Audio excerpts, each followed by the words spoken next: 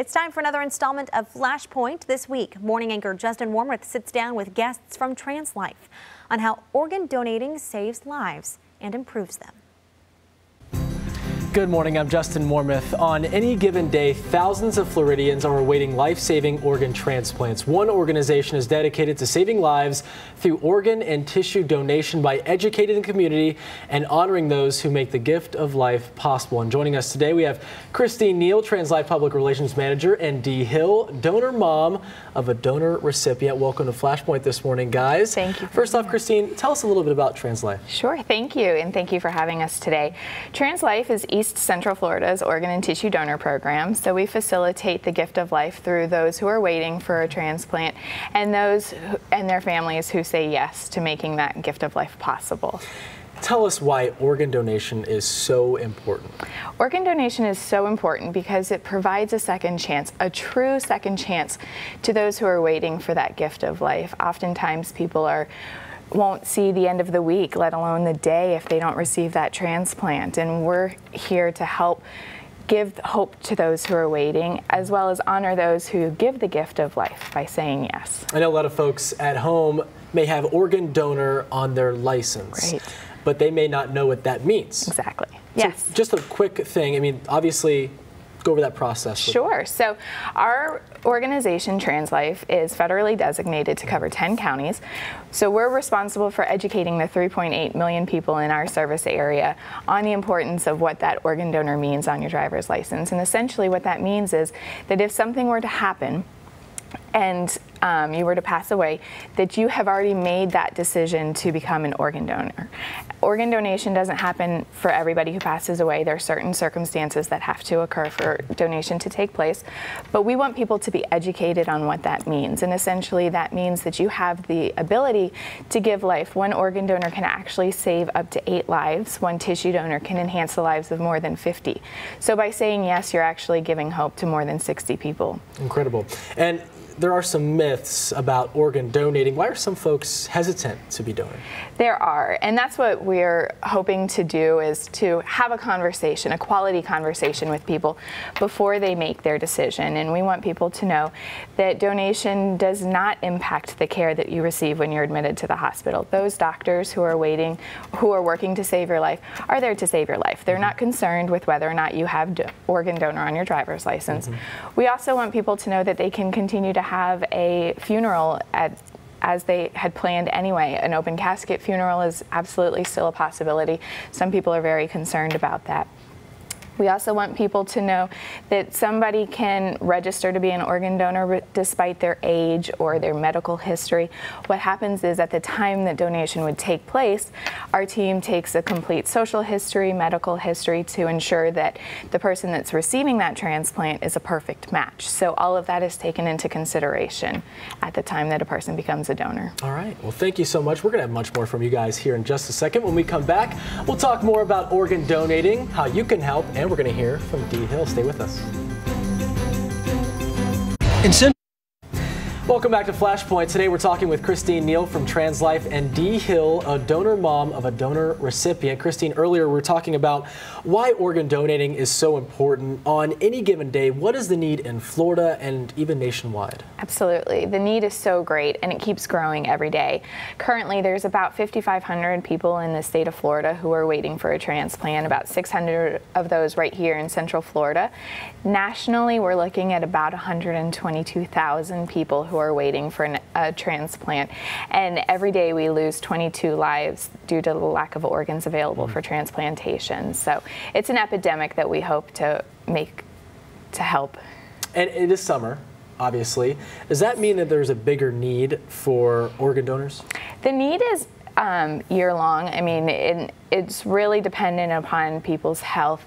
You know, they're working with their doctors, they're getting listed, so that continues to grow. Every 10 minutes a new name is added to the National Transplant Waiting List, so it's not impacted by seasons, it's just a growing need. And we want to transfer now to Dee, who has been directly affected by this. Can you tell us a little bit about your experience? Yes, my daughter, older daughter, Cora, was born with the disease called cystic fibrosis. Cystic fibrosis is a lung deteriorating disease. So When you are diagnosed with a fatal disease like that, you live on faith and hope. Hope that a cure would come, hope that the new medicine would come. When she was 16, the first doctor mentioned to us the possibility of transplantation, which was a tremendous boost to our positive attitude on the ability that someday when those organs failed, maybe she would have that chance. And it is a chance. It's never a guarantee. Cora actually, 4 years after being put on the list, collapsed, and we were literally grasping the notion of saying goodbye to her on Christmas Eve. And she was 20 years old.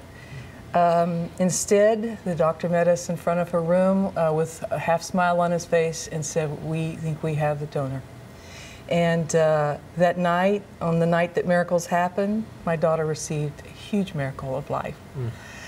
Changed her more than physically, changed her so spiritually.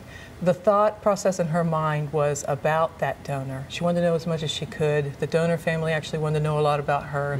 They got to each other in the way that they're supposed to, in the anonymous kind of contact.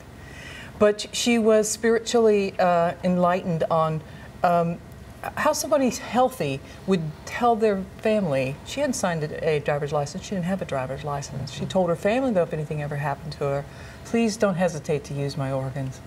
Because of that, they moved quickly. They saved 4 lives that Christmas Eve, and Cora was just one of them. Inspiring. She never forgot that, and she became a walking billboard for this cause. She told everybody she knew about her donor and how she walks this earth and stays here longer because of her. As Cora, 18 months later, started health failing, she let me know many times, please know that if I can be someone's hero like Erica was to me, that would mean everything to me. You need to help me at the time if I'm not able to make the decisions. You know what I want. I want to choose life. And she explained this. I want to choose life. I choose to go to eternal life when I'm in too much pain here. But I want to go early enough that maybe if my organs could be used, that I might save other lives. She was so strong, and her spirit just drove me and kept me going with that kind of attitude. And that is what happened. She actually was able to tell the doctors and make this decision her own. I was there for her and with her and supporting her, and it happened to be Christmas Eve that Cora passed away. She did, in fact, was able to donate 2 kidneys. She received 2 lungs, she donated 2 kidneys. And it was, and it still is, the most amazing part of our lives now. Hard to give up a child or any loved one, but when there's something so wonderful in their story that you can share, I feel every time I speak the story that she sits beside me, and she is so thrilled about it. It's incredible. Very inspiring, very inspiring. You know, you just told this incredible story. What do you want folks to know about organ donating? And obviously you learned firsthand the importance of it. What do you want folks to know at home about it? The field of transplantation is accelerating and improving so much that the need becomes more and more, and the capabilities of saving more lives is more and more and more. And so the donations have to go up. We need to understand that these organs are just thrown away upon death.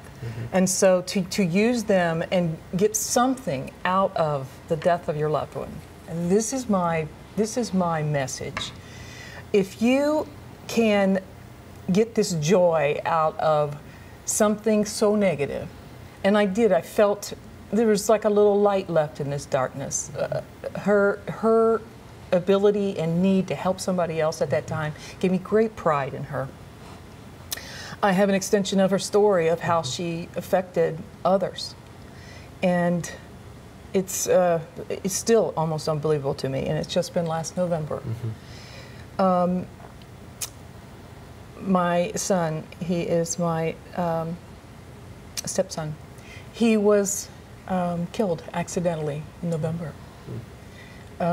It was an accidental gun shooting. We weren't thinking that night about everything. You're confused, believe me, in an accident like this.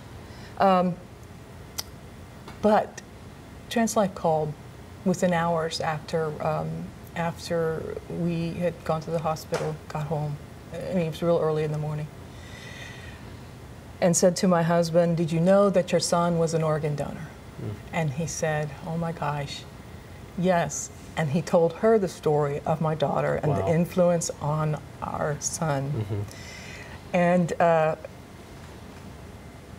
he said, he told them the whole story, and then he said, of course, this is, you know, all that we could hope for is to do something positive out of something so horrible. Really is, Christine, you hear these incredible stories, and a lot of folks are wondering, well, I'm an organ donor, why is it not mandatory? Why is it not mandatory? Right.